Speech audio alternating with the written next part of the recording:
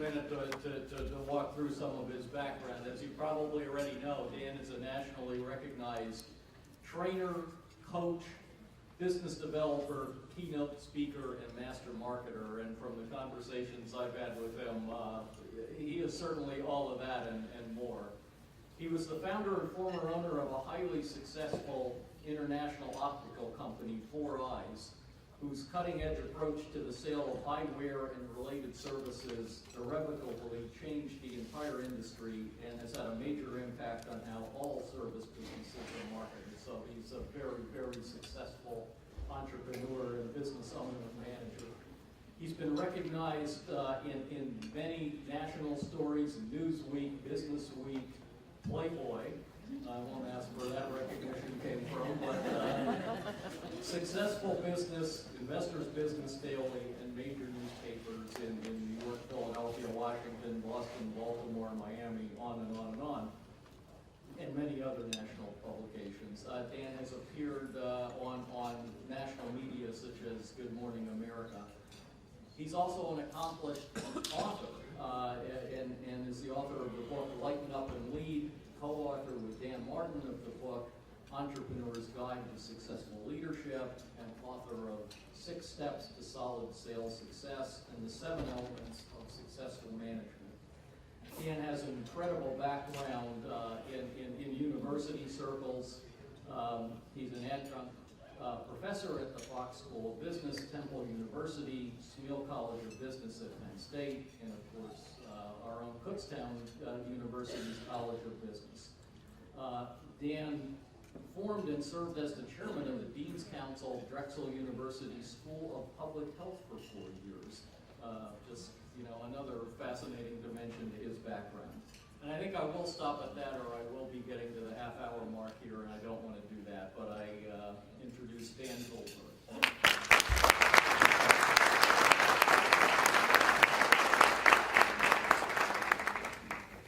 Thank you, Don. My pleasure. Yeah. Good evening.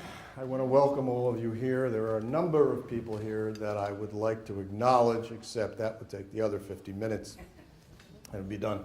But I do see, by the way, there is my co-author, Don Martin, who worked with me on the Entrepreneur's Guide to Successful Leadership, which is right here. And I'm going to discuss some of the things that we covered. It's also great to see some of my students here. Not all of them are drinking beer, but there are a couple, so they're upholding the tradition. And also Bill Dempsey, who was the dean of the Kutztown College of Business. Thank you, Bill, for being here. Entrepreneurship is a very, very interesting situation for so many of us. And especially in this day and age when the economy is faltering, and maybe it's on a rebound, but who knows, so many of us turn to our own innovation, our own thoughts and passions and ideas in order to begin a new level of our lives, and that is quite often an entrepreneurial endeavor. Now, because of the situation that we're in, many of us do anything to make money. We will do just about anything to make money because we need to pay rent, we need to pay for mortgages, we need education, and so forth and so on. But quite often when you do that, you wind up losing your shirt. And one of the things that you have to think about is your ability to communicate, the desires and passions that you have, the needs of those people in your community, and it depends on what you're coming up with. It can be your local community, it could be a regional community, it could be a national community. And especially with the way the internet is now, quite often it can be an international community. However, if you don't look within yourself first, before anything else, your ability to fail increases. And that almost sounds counterintuitive to have an ability to fail. But it's true. And often we don't think about how much our passions move us into areas that we should be in or shouldn't be in. And there's 3 rings that I like to talk about. One ring is understanding the patient, client, prospect needs, and I say patient because that's my background in healthcare, but if you're a doctor and you're setting up a practice, or a nurse and setting up a nurse practitioner practice, you have to look at your patients. If you're in the shoe business, if you're in any kind of retail business, a consulting business, you look at your prospects, you look at your clients, your customers. What do they need? Not what do you want to sell, because any successful salesperson knows that people like to buy and don't like to be sold. Am I correct in that? Whenever you walk into a store and someone says to you, "Can I help you?" what do you say? No, just looking. So why even ask the question? Right? Why do people even ask that question? Part of it is because they've been trained to think that way.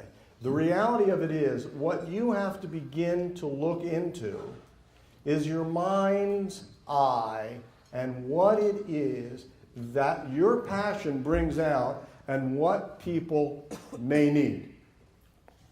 So if your passion is hula hoops and that fad is over, forget about it. Am I right? Okay? But if your passion is sports, there are plenty of things that you can get into that people need. However, when you think about the needs of the clients, when you think about your passion, there's one other thing, and that's your skill. And my students know this because we discuss this a lot, both at the graduate and undergraduate level.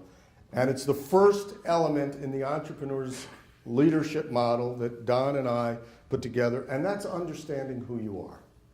And I've touched on it a little bit, but do you know the way you present yourself? Do you understand how people perceive you? Do you understand how people want to perceive you? Do you understand how you want to be perceived? There's a big difference between how you want to be perceived and how people perceive you. You may not understand that, but there really is. I remember one time I was giving a speech in Charlotte, North Carolina. And it was to a landscaping group, and I came up like this, and I was introduced, and I was wearing a suit and tie, and I asked the audience, "How do you perceive me?" And they said, "We perceive you as being very serious. We perceive you as someone who's probably a doctor, and who's an academic, and is going to run us through some drills." And I said, "You know, that's interesting. If I should leave now, after your analysis of who I am, as opposed to your analysis," that's a whole other thing.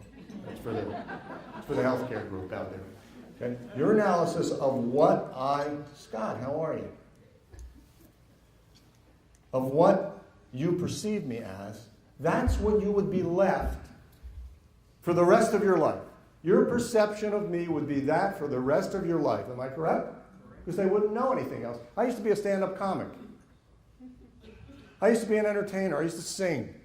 I love to have fun, but nobody knew that until, of course, it went a little further. So you have to understand who you are and also realize how other people are going to perceive you before you move forward. Once you dissect yourself, how you act, what your value system is, what your interests are, then you can become the person and the business that you want to become. How many of you want to be entrepreneurs? How many of you are entrepreneurs? How many of you are thinking about going into business? Raise your hands. What are the rest of you doing here? Okay. Well, entrepreneurship is a disease. You know that. All the entrepreneurs, it's a disease, right? I mean, you have it, you become a serial entrepreneur. What, right? Am I right? You start stuff, it doesn't work, you build some more, it doesn't work, then it works, then the economy changes. You do something else. Sometimes you do 3 or 4 things at once. Am I right? Because you can't sit still. You have a dis-ease. Not a disease, it's a dis-ease. You are in dis-ease with yourself. Okay, am I right? Ernie, you're laughing because this is truth. And you see it all the time at the Entrepreneurial Center. So I'm going to roll back and say, understand what it is that moves you forward, that motivates you. And I don't care whether that is becoming a successful business leader as an entrepreneur or working in a major corporation. If you don't understand your interests, your values, your motivators, and you just take a job for the sake of making a living, you will make a living. And on your deathbed, you will say, you know what, I wish I would have spent more time doing this or that. Because it really is a game. This thing that we call business is a game. My students know that because I talk about that all the time in my classes. So when you begin to look at business as a game, you begin to understand that every game has a strategy. The Eagles couldn't have won last night if they didn't have a strategy. Of course, if Andy Reid had a 2-minute strategy for every game, maybe they would have won more, but that's a whole other story. Talk about that later. But so every game is a strategy, but understand this. It is a game that we've invented. Business is a game that we invented. It's a mental construct. It doesn't exist in the greater world. We only need certain things, which are love, shelter, food, a few other things. We have to reproduce as a species. So we invent things. And we invent this game we call business. And I'm a dyed-in-the-wool capitalist, but I'm also a realist. And I know that once you get into this arena of the game, you have to begin to think about what's going to be fun. What are these motivating factors that are going to make my life fun? You only have one life, unless you're Shirley MacLaine. Right? You have one life. What is going to make your life fun? What is it that makes you want to get up every morning, assuming you want to get up every morning, and understand that, hey, I can do something with this life and have fun?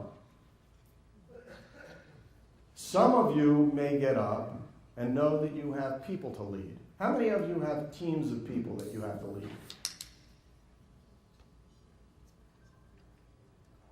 I'll give you a quote on leadership in a minute, from my favorite quote on leadership from Dwight Eisenhower. Do you know who Dwight Eisenhower was? You know, he's shortstop for the Baltimore Orioles organization. Couldn't get in, so he had to settle for Supreme Commander of the Allied Forces in World War II and President of the United States for 2 terms. And he said, I always quote him verbatim because it's such a wonderful quote. Leadership is the art of getting someone else to do something you want done because he or she wants to do it. Okay? You know that, Molly, right? Allie, you know that. Okay. I repeat that over and over and over again to my classes, and I post it in social media and so forth. And why do you think that leaders are good at that? And that includes entrepreneurial leaders. Because they have the passion. Because they understand themselves. Because they know who they are. And if you know who you are and are authentic about it, and those of you who want to start businesses or lead teams and be entrepreneurs, you will be ferreted out very quickly if you are not authentic. Do you understand that? Your clients, your patients, they'll know that what they are going to get from you is not probably what they really want. And that is authenticity and caring.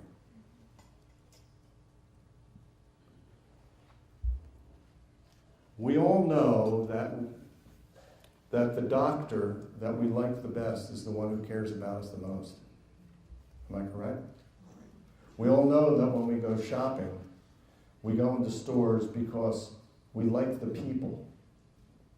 It may not be the products as much as the people. We never ask the doctor where she graduated in her class, do we? No. Has anybody ever done that? Has anybody ever asked their doctor where he or she graduated in the class? No. Or where the retailer went to school? No. We make these bonds with different people. And because of that, that authenticity comes through whether we're dealing with energy companies across the world or someone down the street. It's really about what is your strategy and how do you communicate it. And I just don't mean in the marketing sense. Because you could be the greatest marketer in the whole world. As soon as that person walks in and they figure you out, you're done. Or you have a client for life. The best SBDC clients that have made it are the ones that know how to communicate. Am I right? They're the ones that people keep coming back to. They're the ones that people say, you know what? I like this person. At Four Eyes, back in the 1800s when I was 12, I had a philosophy, and it's still my philosophy, and it's people before profit. And that may be counterintuitive in a capitalist society. But people before profit, when it permeates your organization, what do you think happens? This is participatory part. Your profit increases. Why? Why? Yeah, because people come back because, was that you, Molly? Yeah, people come back because they understand how much you care about them. I don't care if you're a plumber, a roofer, a doctor, or sell shoes.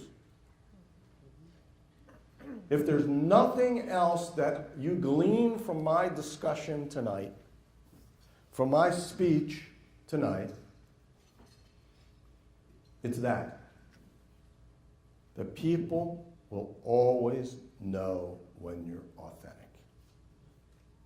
If you have an air about you, that you're up here and they're down here, if your nose is stuck up in the air, that's what happened, by the way. I tried that, but it didn't work, so I had to have it operated on. But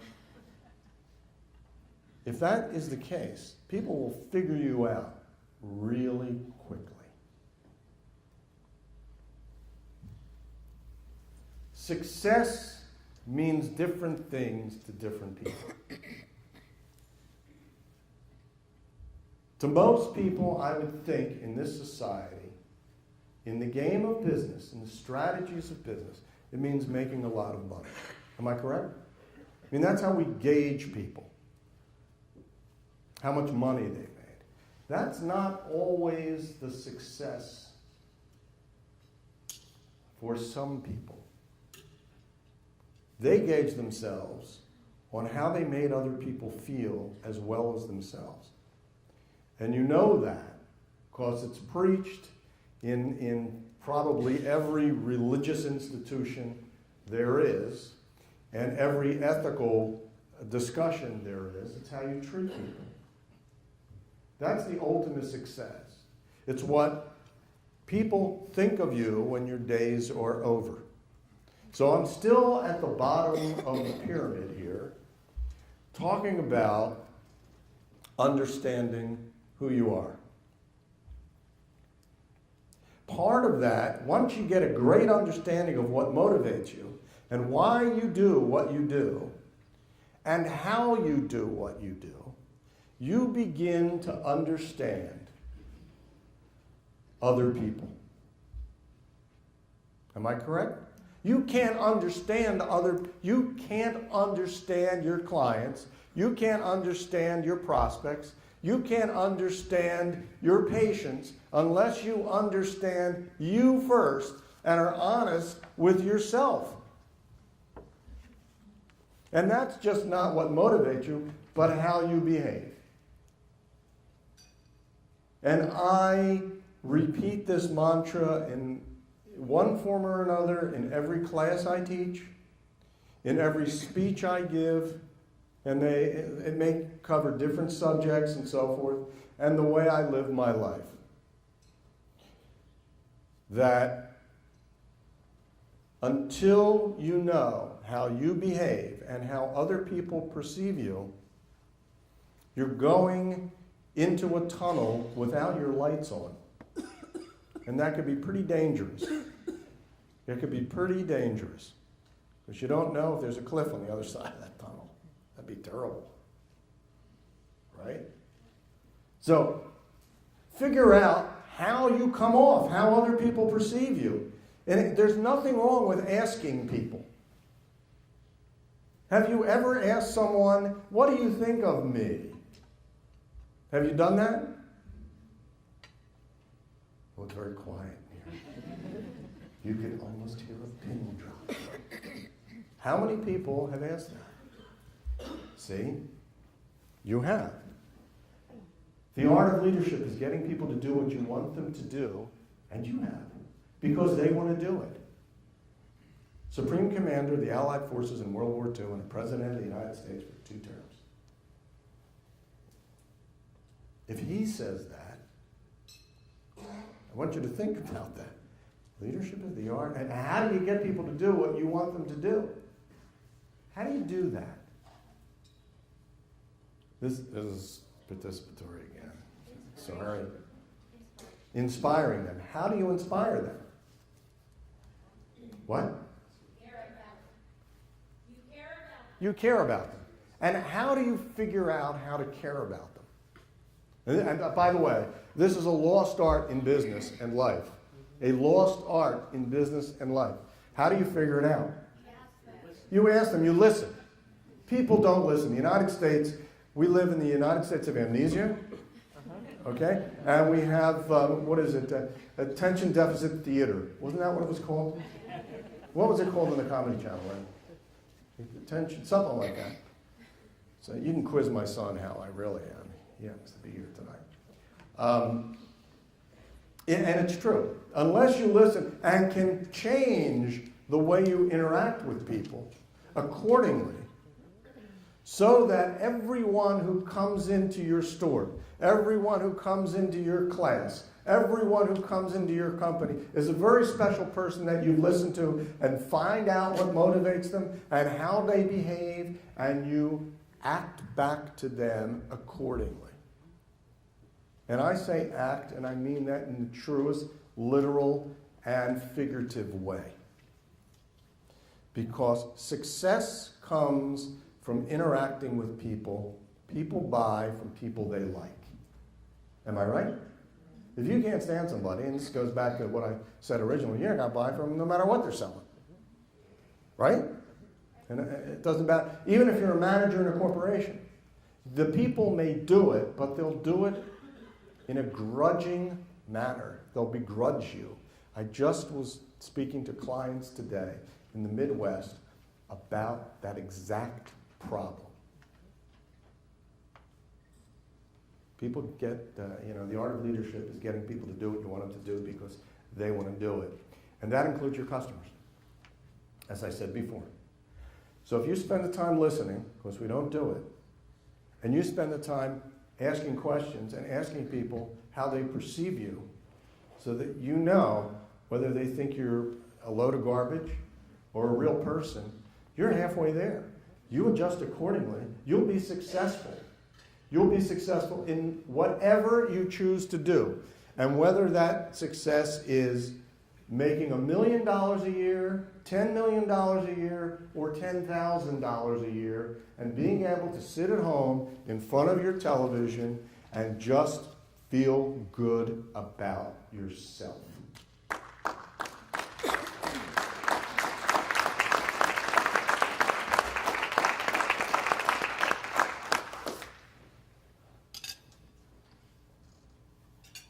My mom is in a rehab facility. She had a stroke 3 weeks ago. I visit her every day. It's 10 minutes from my house. My son knows. I was there before I came here. And she's a very, very wise woman, as my dad was. And she's 91 years old, has pretty much lost the use of her left hand and her left leg, but she's getting it back. She's determined to get better. But for some reason, believe it or not, the nurses and the aides love to check in on her and take care of her. Why? Because she makes them laugh. She tells them how much she loves them. I'll be in the room, and the speech therapist will be in there, and when she leaves, even sometimes when she's there, my mother will say, "She's a doll." Now, what effect do you think that has on those people? My mother gets the greatest attention you could imagine. And it's authentic. She makes them laugh. They're always coming in and checking on her. Not that they don't do it with the other people, but they can't wait to come in and talk to Fran. Is that kooky or what? And that's success. My mother, to me, is a very successful woman. That's the secret to this whole thing. That's the actual summit for success. If you can climb that mountain of humbleness, if you can understand that you don't know it all, and that your actions may be creating more problems than they are smooth sailing for your organization, and you can't look at yourself and say, I made a mistake. I made a mistake. I got to change it. Because there's nothing that creates more wisdom than learning from yourself. And I think ultimately, success is about wisdom. And nobody on their deathbed ever says, I wish I would have closed the Dink account. So it's the legacy you leave. It's the legacy you leave. So back to the 6 steps and 7 elements of successful management and leadership. It really is all about you and you. Because while my universe revolves around me, your universe, surprisingly enough, does not revolve around me. Unless you think so, and then we'll meet afterwards, have a drink. Okay? But your universe revolves around you. I like to separate myself from myself, and I know that sounds a little goofy, and I'm not David Copperfield or anything like that, but sometimes I like to take the time to almost view myself from above and watch how the interaction and the energy I'm putting out into a room affects other people. I see all of you. I know who's listening and who's talking and who's checking and my students know this, who's checking their iPhones or their iPods or whatever it is, something. Whatever, or who needs an eye exam. And I spend time trying to analyze how my energy affects people around me. It's the same thing as asking people how they perceive themselves, how you are perceived by them. It's a movie that I'm in, and all of you are extras today. In my movie. Just like I have a speaking part in your movie today. Don't I? I have a speaking part in your movie today. Al, Peter? Okay. So, ultimately, if you begin, boy, do I want to walk down these steps and walk throughout this room, but I'm holding back here because then you have to move around and, your necks will get all, and I don't have enough Ben Gay with me, so. Anyway, if you go up this list, and I'm going to read this, the Entrepreneur's Leadership Model that Don and I put together. The bottom is understanding who you are. The next is your ethical framework, motivation, and passion. The next is your vision for your business, then your mission, your strategy. Those are 4 that we can start with. And I'm going to tell you this. I teach ethics, and I've done it for a number of years over at Temple University, which is, I guess, the southernmost, largest campus of Kutztown University. I've got to give a plug to Kutztown. And your ethical framework, again, is what will get people back to you. What will get people to buy from you? People will tell. It's about authenticity, but it's also about your ethics. And what are your... Do you ever think about what your ethical foundation is? You ever think about your ethics? You do? Do you ever think about the ethics of the society you're in? Do you ever think about how you mesh with those ethics? Good, because if you are, you're on the road to figuring out how you can build upon those ethics or change those ethics. When someone says ethics, you automatically think, oh, they must be good, a good person. They have ethics. Well, there's all kinds of ethics. There's ego ethics. It's all about me. That's my ethical outlook. Or there's the ethic of care. You live your life caring for people. There are different kinds of ethics, and you have to think about your ethics because they are part of your motivation. They are part of your passion. They are part of what's going to drive you, and, by the way, who you're going to hire, who you're going to interact with, who you're going to build with. Do they think like you? If everybody you interact with on your team thinks just like you, you're going to lose. You are not going to be successful. Why do I say that? I mean, it's an evident thing.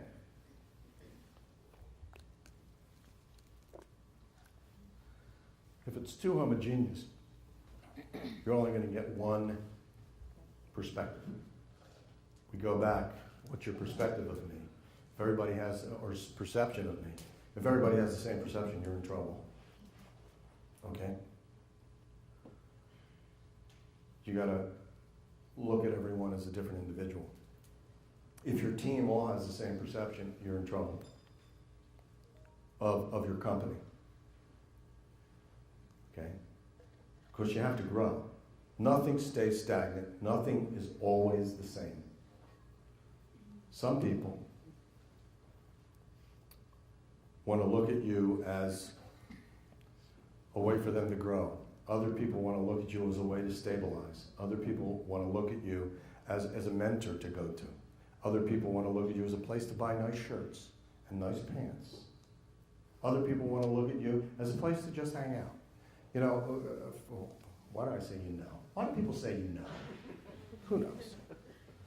If you ever listen to Shane Victorino, he says you know about 40 times in a 38-word sentence. So I won't say you know. When I started Four Eyes many, many years ago, as I said before, there used to be people who would come into the store not to buy glasses. Can you imagine that? Why do you think they came into the store? Talk to you. To talk to me, to talk to other people, to meet people, to hang out. Back in the old days when I had hair, which, by the way, is in the car right now, and I will go get it. I will be my own surprise guest speaker. You won't recognize me.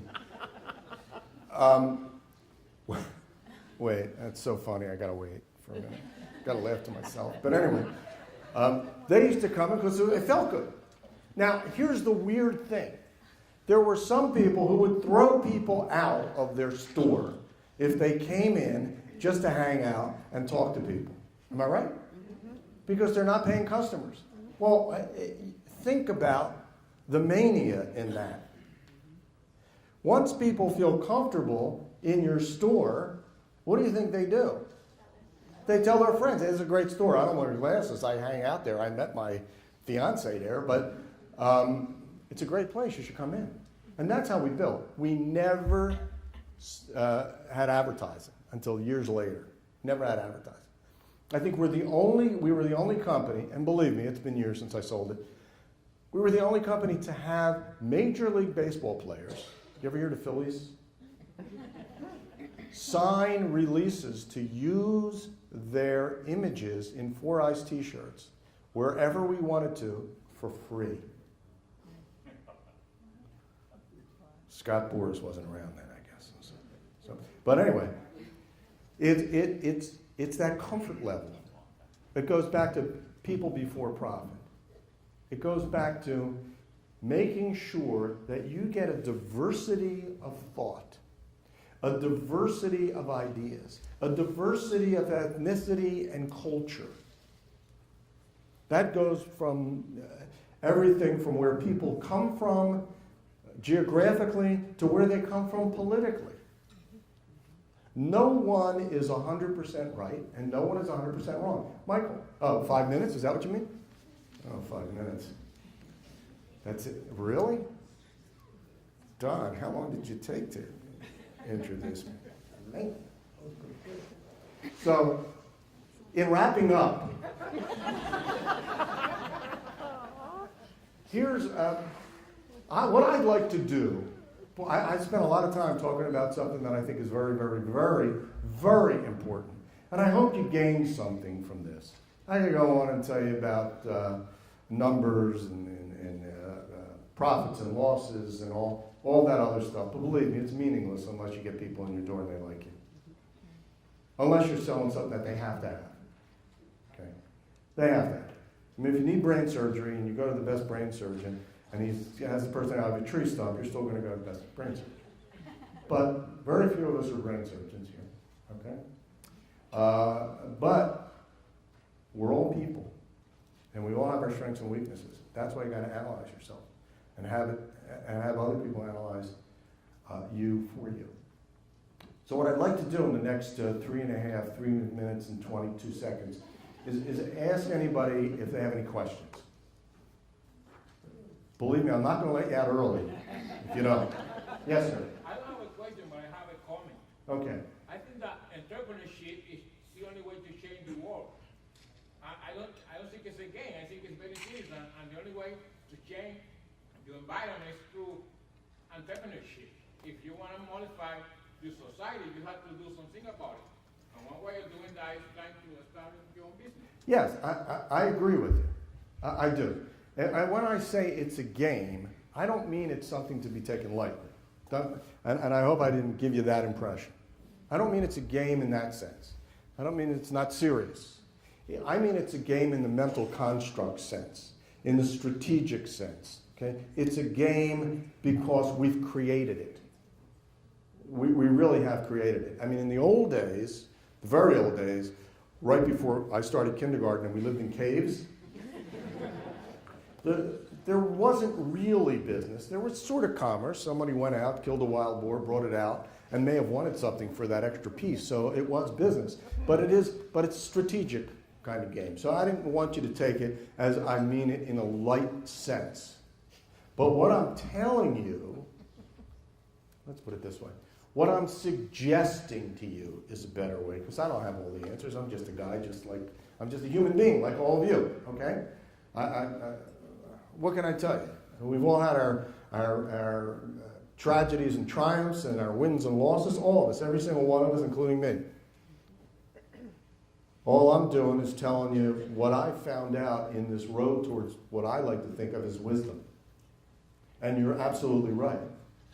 The world will change when we, as entrepreneurs, treat people, from my perspective, like we want to be treated. You know, the golden rule.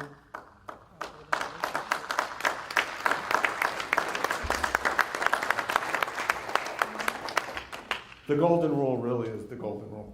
I mean, that's the way it is. And we only say the golden rule because gold to us is one of the most precious metals there is, only because we say it is. You realize that. Remember this, while we made gold precious, it's just an element in the earth. Diamonds are just elements in the earth. The most precious resource we have, bar none, is people. So, as my father used to say, and I'll leave you with this, and this translates into business. This really does. He used to say to me, Danny, everything is meaningless except for love. And if you show people love, they'll care about you, they'll come back to you. Again, they'll know you're authentic, and you'll be successful. All the rest of the stuff is meaningless. Do you have to make a profit? Of course. Do you have to pay your employees? Of course. Of course, we have to do all that stuff. But remember what the most precious resource we have is. And that's people. And the time we have on this earth. So think about how you treat other people. That it's people before profit, and it's amazing how much profit comes when you put people before profit. And the time you have on this earth in order to fulfill that dream. And with that, I leave you to Michael Rivera, to the rest of this conference. I hope you enjoy the other sessions we have. It's been a pleasure standing up here, interacting with all of you, watching all of you, believe it or not, because I did, okay? And seeing my students drink beer.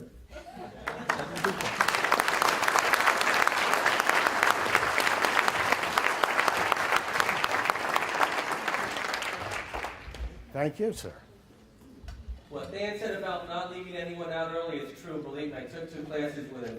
The only way he'll leave you out early is if the Phillies are playing in the playoffs. And that's the truth. That's the truth. Okay, I hope you all learned something from Dan, and as he said, there's at least 1 or 2 things that you should be able to walk out of here today and implement in your business, even if you're starting a business or if you have a business and you're looking to grow the business. And interaction with people is really so important. You never know who you say hi to today and you run into tomorrow or the next day, or who they know, who knows someone, who knows someone, who knows someone. And believe me, it all comes back, especially if you live here in the Reading area. So you want to make sure that interaction with people is the way it should be, that you treat everyone with respect and with dignity. Okay? Now the night continues. We will have different workshops now going on. In room A, we will have Business 101, which will be run by SCORE, and that is for people who are looking to start their business.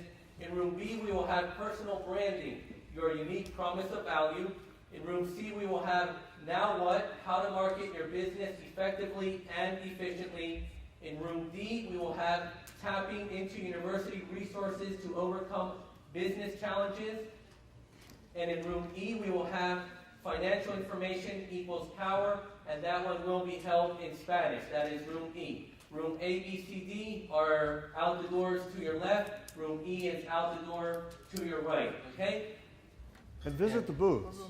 Visit the booth as well. Thank you, Dan.